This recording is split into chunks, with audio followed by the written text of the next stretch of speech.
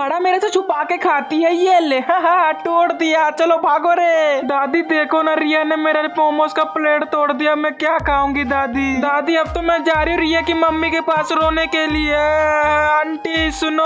हाँ कौन है, आ गई। हाँ चिंकी बेटा क्या हुआ। आंटी आपकी बेटी ने मेरे मोमोज का प्लेट तोड़ दिया, मैं क्या खाऊंगी। अरे कोई बात नहीं बेटी, ये ले पैसे। Thank you aunty. और दोस्तों आप लोग प्लीज वीडियो को लाइक कर देना, आप लोग करते नहीं हो। दादाजी मुझे बिस्कुट दे दो।